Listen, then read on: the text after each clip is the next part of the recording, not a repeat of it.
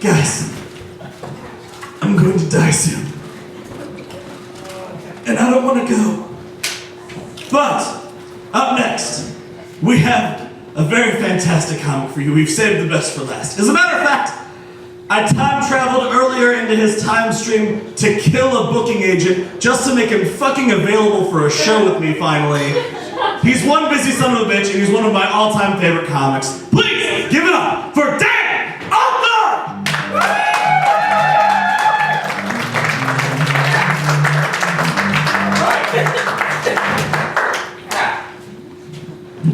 What's going on, Rock Island? Good. I like how John got up there and he was just like, "What's up, Rock Island?" And you guys were like, "Shit, we have to match that energy." And then you did, and then I got up here and you guys were like, "Yeah!" And I'm like, "Hey, what's up?" Super chill tonight. Let's call a Doctor Who theme show. It's a lot of fun. It's weird that the country that invented the English language made a show that's grammatically incorrect because it should technically be Doctor Who, but that's alright. That's alright. I don't have a lot of Doctor Who jokes, actually, I bet, but I did discover from that show, what is a Dalek's favorite food? What? Apples. Because an apple a day keeps the doctor away. Don't appreciate that. Yeah. Turn around so I can zip my fly up because I'm that kind of professional comedian. Alright, I'm going to set the scene for you a little bit here. It's a small Midwestern town, early January. Two guys walk into this bar. They shake the snow and the dust off their coats. They look at the bartender. They go, 2 beers, please. Bartender hands them 2 lukewarm beers. What the hell, man? These ain't cold. Suddenly a witch jumps out from the corner, previously unseen.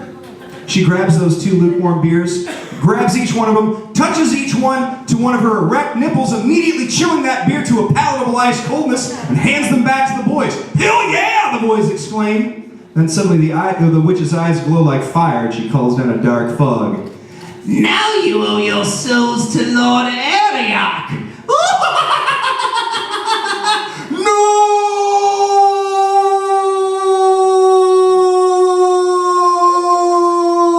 Boom! Coors Banquet, the other one we make. That's how you write a fucking beer commercial. The right way. Yeah. Strap in, this is gonna get weirder. I don't know why I don't work in advertising. It's probably because I went to high school in Carroll, Iowa. We had a guidance counselor in my high school. His name was Dick Hogan. He called himself Hoagie. He thought that was cute. He was right. I went into his office my senior year to try and get advice on like how to deal with life and like how to get a career. And I walk in and I just go, "So how do I make my dreams come true?" And he's like, "Well, what you should do, you should shoot for the moon. And then if you miss, well, at least that son of a bitch knows you're armed." Hoagie drank a lot on the job, guys, but they let him retire with a full pension because of gems like that. He was a sweet guy. Halloween is my favorite holiday because I like dressing up. I have a shitload of costumes. And this year at Halloween in the suburbs of Des Moines, there was a big to-do about somebody putting weed candy in kids' trick-or-treat bags. And it was, just to be clear, that's not happening. Nobody's wasting an edible on a 10-year-old kid. You're not gonna do that. That shit's like gold around here. But like if you're doing that, like I didn't understand the problem with like I get like the concern about like razor blades or poison, but like weed candy, like it's not happening. But if that did, how would you even know that happened? Like if your kid. You're the father or mother of a 10-year-old child, they eat 7 pounds of sugar, and they're suddenly super chill? Just how the hell is that a problem for you? How would you even know, like, unless they started getting super real with you in the car on the way home, or they're just like, "Hey Mom, will you play Black Dog again? Yeah, will you play Black Dog again? What's the radio? How the hell long is Black Dog? Mom, why am I dressed like Batman? Oh, it's Halloween? Hey Mom, you want to know why I think we wear masks? Hey Mom, you want to know why I think we wear masks? It's because I think we're afraid of the people we're going to grow up to become. Okay, holy shit. A metacognitive, very introspective 10-year-old, yeah, I would call the cops also. But then you have to figure out like exactly like what they ate, like which would not be hard. Because it's not gonna look like a legit candy. It's gonna be like a half a Swedish fish or like a gummy bear. Or like, you know, or like a half a cookie, like, Simon, where'd you get this half a cookie? I don't know, some guy in a wheelchair. Some of you know him. I do too. And then you like go from house to house, like trying to find like where that candy came from. So you're going into like doors of people on the 6 blocks that you walked, where you're just like, hey, what were you giving it? Was it fun size? Was it fun size? No, it was fun size Snickers. Cool. All right, thank you. Next house. Hey, what were you guys giving away at Halloween? Was it? My man, what is up? Is that Destiny that you got back there? Did you guys got a pizza? Look, I live like 6 blocks away. I don't have that many friends in the neighborhood. I'm the parent of a 10-year-old kid. Look, how much for a dime, right? Can you hook me up? That's how you make friends in a blunt connection when you're in your 30s. That's how you do it. It's the only way. I'm also very into health for weird reasons. My wife, way more so. She does this thing called oil pulling. Does anybody know what that is? Yeah, okay. So it's where you put like coconut oil in your mouth and then you swish it around and then you spit it out. And it seems pretty wasteful, so I was like, what are you doing? Why are you doing that? And my wife was just like, the reason that you do the oil pulling is it takes all the negative energy and toxins out of your system. And I was like, all right, that's cool and all. So like the next night, right before, while she's doing her oil pulling, while I'm getting ready for bed, I just jumped into bed with a bucket of KFC. Just go to town on a chicken wing, a leg and a thigh, just having a good time. She's like, what are you doing that for? I'm like, as long as we're making shit up about foods that we like, this keeps the ghosts out of my soul. So can you stop criticizing my lifestyle and just hand me the bucket, or the little bottle of sweet and sassy barbecue sauce that we keep next to the bedpost? She's like, we don't keep a bottle of sweet and sassy barbecue sauce next to the bedpost. I'm like, did our famous Dave's roleplay mean nothing to you, woman? Relationship is based on lies, damn it. You know, it's a good relationship. My wife and I both have full-time jobs. We don't have kids. I have the stupidest job, and I try and stay healthy there. Like I said, I drink a lot of green tea at work, and I left this baggie of green tea on my desk. And the director of like our whole floor like walks by and looks at this baggie of green tea, and she just goes, "Is that marijuana, mister? Because that looks like marijuana." And I'm like, no, that's not marijuana, because that looks nothing like marijuana at all. And she's just like, how do you know what marijuana looks like? How the hell do you not know what marijuana looks like? It is 2016. What in the hell is the deal? I didn't say that. And I didn't also say the second thing that came to my mind, which is, how do I know what marijuana looks like? Because I smoke trees like Dre taught me, bitch! Didn't say that either. I just kindly explained that it was green tea and it was not marijuana. She's like, if it's not marijuana, then let me taste it. Oh, let your dangly necklace, shoulder pad wearing ass try and identify a drug by taste that you cannot recognize by sight. Please be my guest. So she seriously takes a nip of it. Nope, not marijuana. You're in the clear, mister. Can you fucking do that to your employees? Can you threaten them with some shit that's like a zero tolerance policy and then test it with a means that is scientifically unverifiable? Like you can't, is that cocaine on your desk? Baking soda, a likely story. Let's sprinkle it on this small dog over here. Nope, he didn't sneeze, definitely not cocaine. Is that blotter acid on your desk? Ha! Postage stamps, what a silly thing to be in an office. Well, let's see if you can make a package, if you can mail a package with them. Let's give it to the postmaster, we'll give it some time. Well, I don't know, the postmaster hasn't, holy shit, where did all these angels come from? It's the same woman that tried to inspire our entire floor with a reading of Oh, the Places You'll Go by Dr. Seuss.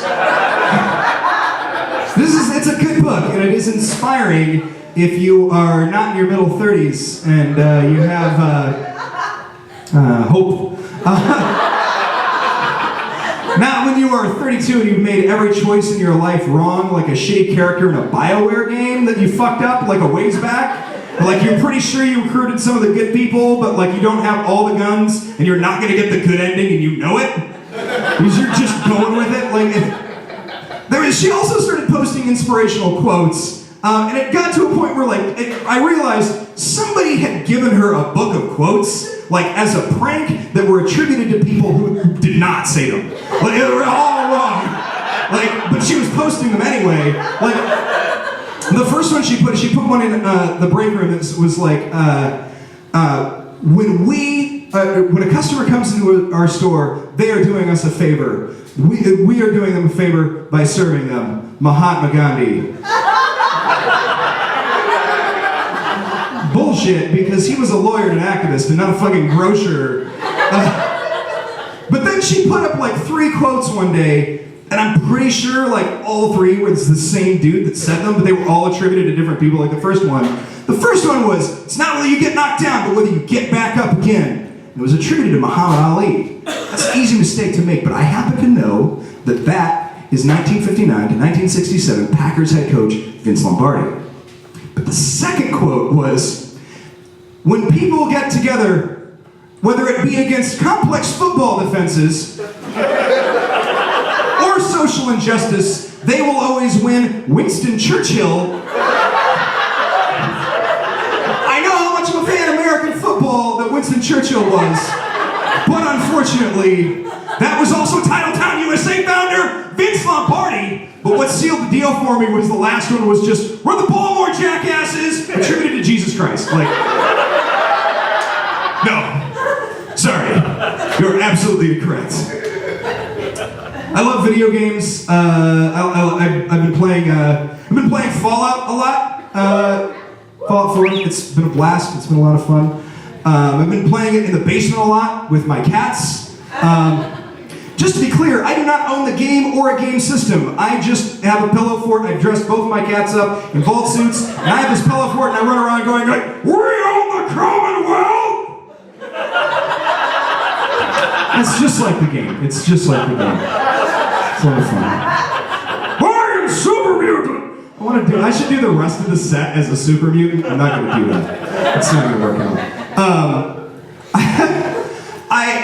I like the Fallout series because it's a game that has like a theme and like a message that it's a simple message, just like, don't blow up the earth, otherwise there's gonna be fucking mutants, right? But that's not the first game that has like a message if you think about it, right? Because Pac-Man, if you think about it, it is a stark testament to the human condition, in such a way that it sounds like it's a game that Werner Herzog pitched, where he's, and I imagine it Werner Herzog sits down in a video game studio and he's just like, I had an idea for a video game and what it is about.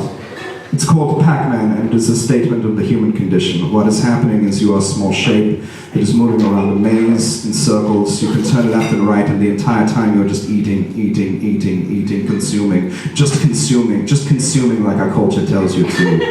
And occasionally, all the while you are pursued by 4 ghosts. One of regrets, death, anxiety, hunger, and fear. All the time you are pursued by these ghosts. Sometimes you have a meal that makes you break that fear of those ghosts and you can challenge them. You can eat these ghosts and take them into yourself, and then you can shit them out in the way that you do in life. But then, of course, after a time, the ghosts come back and they can kill you and then you die. And the guy at the meeting is just like, all right, that's very bleak. Can you save the game? Are there other levels? We're like, no, you cannot save the game. You only have one life, and when you die, you die. I'm trying to make it as much like life as possible. Also, there's no other levels. There's just one level, and after you eat everything there, you move on to the next space where you continue to consume everything in an endless cycle onto the void. Shit! Pac-Man is the saddest fucking game that has ever been produced. It's depressing shit. I'm a big Power Rangers Rangers fan, despite the fact that I was slightly too old for Power Rangers when they came out. But I liked it because it was like a weird, like you could tell it was a knockoff of another Japanese show, but like they were just throwing like weird stuff in. But I loved it because it was really diverse, and they made that diversity, like they didn't make a big deal about it. Like it wasn't overt, you know, because they had like the Red Ranger was like a Native American, possibly Mexican dude. Actually, now that I think about it, the Asian girl was the Yellow Ranger, and the Black Ranger was black. But actually, it all fits because now that I think about it, like the Pink Ranger was a woman, and the Blue Ranger was a Democrat. Like the Green Ranger was a reptilian that controls the media from under the earth. And then, like the White Power Ranger just, I don't know, went to a Republican website, lost his shit, and shot up Angel High at one point. Crazy shit. It's terrible the way it ended, but that's what it was. I was at a kiosk in the mall, which is prime retail space for like angry dads, right? It was a kiosk in the mall that was selling t-shirts, and one of the t-shirts that they had said, 10 rules for dating my daughter. And it looked like a t-shirt that had been written by just an angry dad that doesn't understand threats. Because the first rule was, I don't like you. The second rule was, get a lawyer. Like, I don't like you, but protect yourself legally. Like, right? The fourth rule was, I'm everywhere. Like, no, motherfucker, you're not Batman, you're not the internet, and you're not Starbucks. Like, you're not everywhere. But the best rule of the whole thing was the 10th rule, where, like, it definitely, like, he didn't think this through. Because the 10th rule was, whatever you do to her, I want to do to you. Yeah. Like, at first it sounds like a good rule, where it's just like, you slap her, I'm gonna slap you. You hit her, I'm gonna hit you. You butt fuck her, I'm gonna butt fuck you. You stick your dick in her mouth, I'm gonna make you stick your dick in my mouth. Hope you're ready to get a blowjob from a 55-year-old man. Yeah, I got those parts too, son. You don't know who you're messing with. I'm gonna make you come hard. I know that's gross. Don't fuck with my daughter. That's right. It's so gross. That's so gross. I'm a big comic book fan. I read a lot of comics. I play a shitload of video games. I dress like an idiot. But I still get very, like, I wish that I was still, like, mainstream enough to be a sports fan. Like, and I miss the fantasy football stuff. Like, I wish I could do something like that, so I just created my own fantasy league. Right now my team has Gandalf the Dragon and Steve McQueen. And I am winning, mostly because I am the only one playing. It's a lot of fun. I get annoyed, though, when I see people who are, like, nerds. Like, the geek culture is so mainstream, it annoys me when I see nerds get, like, pissed off and like, start acting like dickheads to people who are into sports. Like, sports ball, go team. Like, just let people enjoy what they like, because you got bullied for what you liked in high school, right? Like, why should you bully them now? You know, it doesn't make any sense. It's stupid.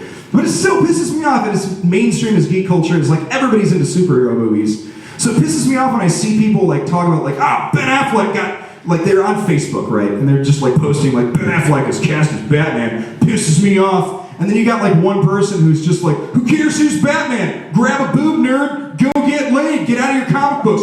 Go get laid. Go fuck somebody. Go get laid. Like, yeah, I'm sure that's as easy for you to do as it is for me at any given time. I'm sure you have to pause your DVR to Iowa Hawkeyes game just to roll off with a pile of supermodels that you just pleasure to orgasm.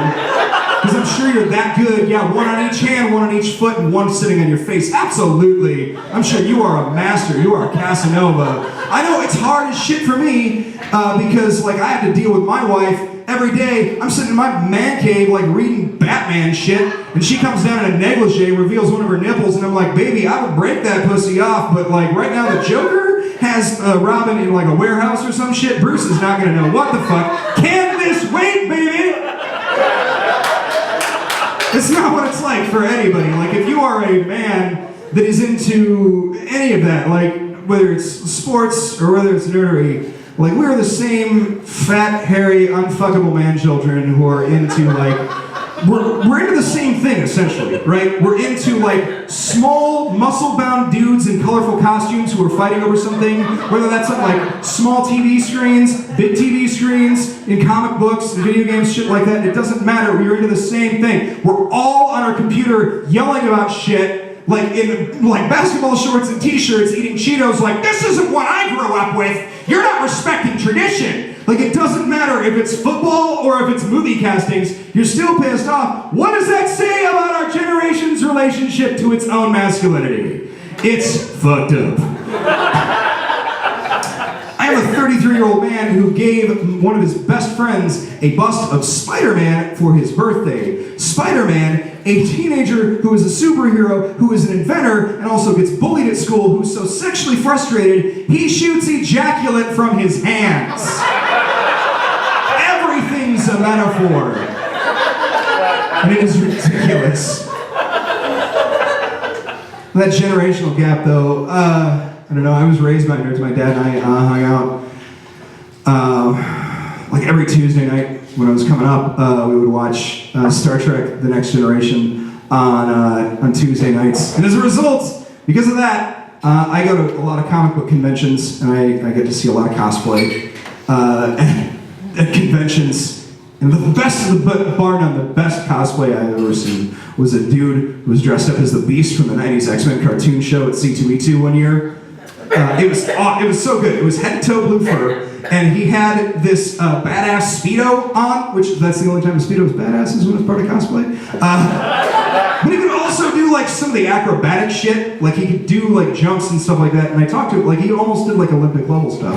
And while I'm talking to him, this group of like 15, 10-year-old kids had gathered around us, and one of them is tugging on the Beast's fur and is just like, will you do some acrobatics for us, Beast?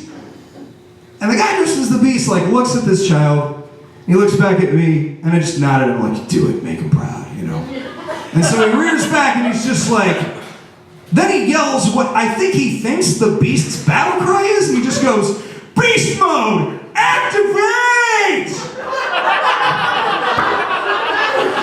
And he jumps up in the air and looks like he does a double jump from like Castlevania or something, and he lands in his hands, spreads his legs, and does a 360-degree Chun-Li spin kick, and then does a reverse, this is impressive, reverse handspring, back to his feet, eyes closed, hands up in an Olympic pose of victory. And then he opens his eyes to the carnage that he just wrought.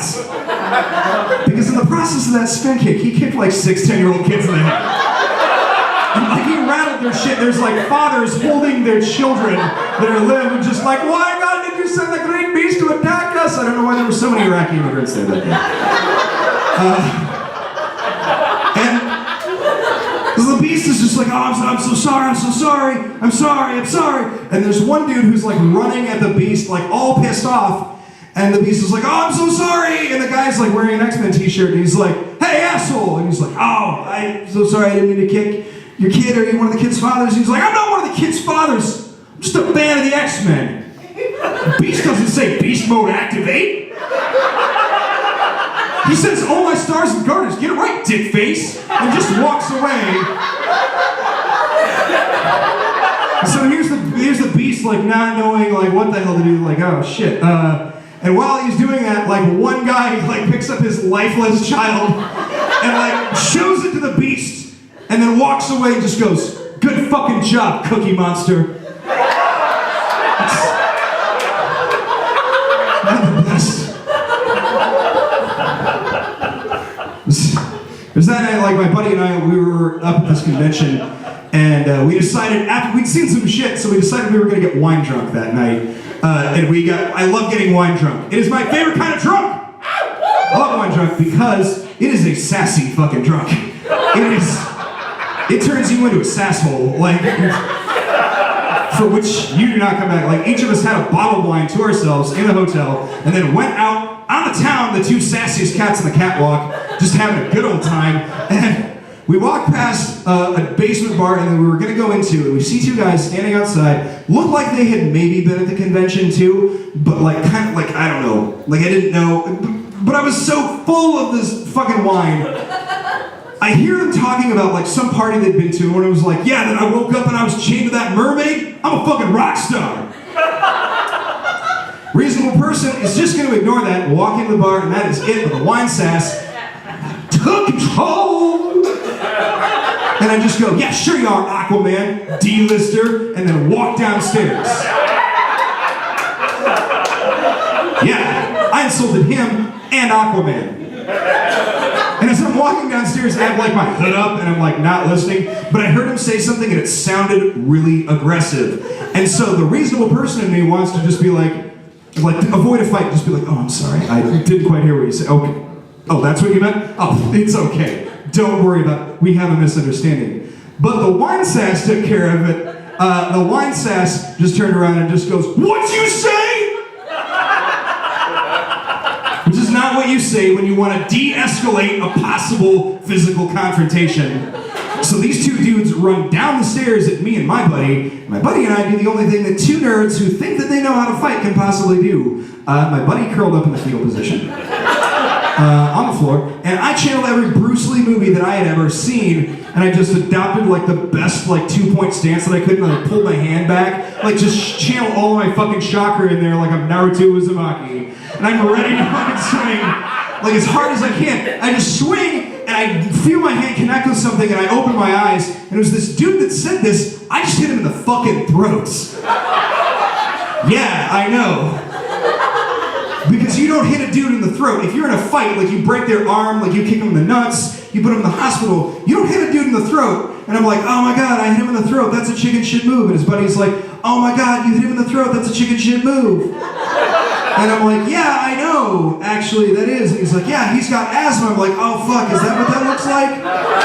Shit. Like he was red-faced and like on the ground and like choking, and I was like, oh, what can I do to make this right? Can we make this cool? And he's just like, yeah, buy us 10 beers. And I was like, I'll buy you 10 beers. So we go into the basement and we like get a bunch of beers, we hang out, and I feel like maybe like we've made friends a little bit. It was still a little weird, but me and my buddy leave. And as we're leaving, I look over at my friend and I'm just like, hey Scott, did you hear what he actually said? Because it just sounded aggressive, and I don't even know if it actually was aggressive. And my buddy Scott was just like, actually, what he said was, Aquaman's been on the team since the beginning. You one episode of Justice League seeing motherfucker. And I was like, oh god. You guys ever meet your new best friend and punch him in the fucking throat? Because I did, and it sucked, and that man walked out of my life. We would have been comic bros forever. Holy shit, didn't happen. Guys, thank you so much. This has been a lot of fun.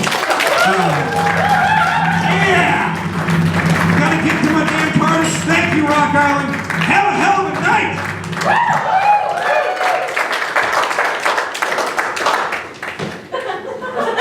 Hi. Everyone, keep it going for Dan Umthum.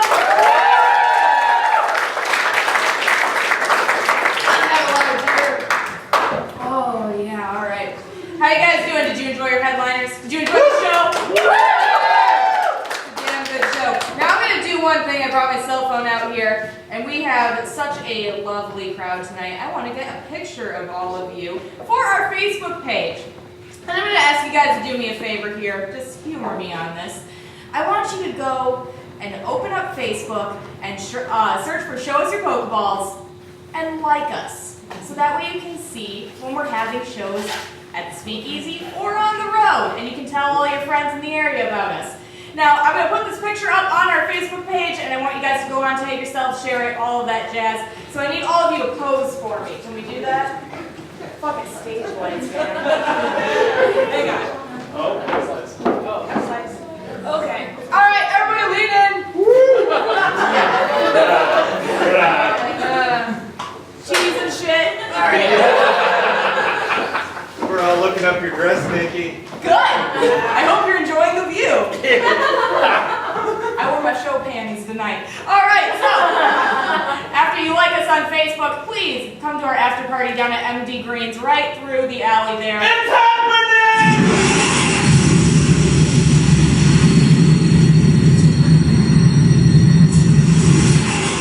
I'm back, baby!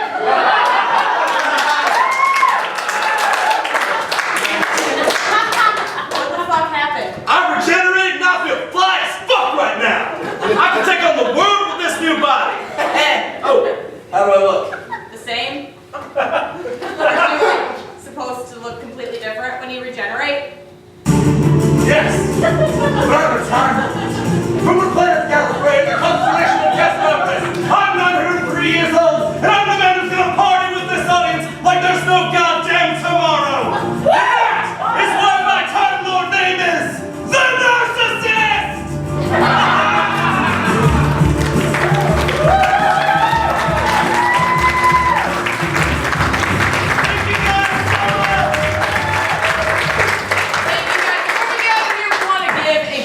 Applause to the Circa 21 Speakeasy for having us. So keep it going.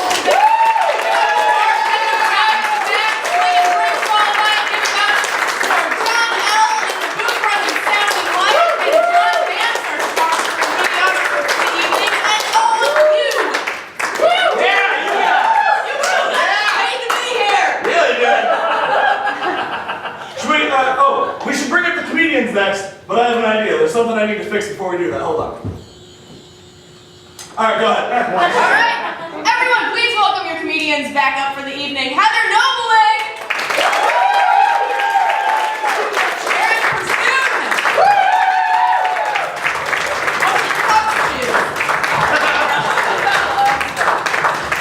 John Moore, and your headliners James Doyle and Dan Umthum.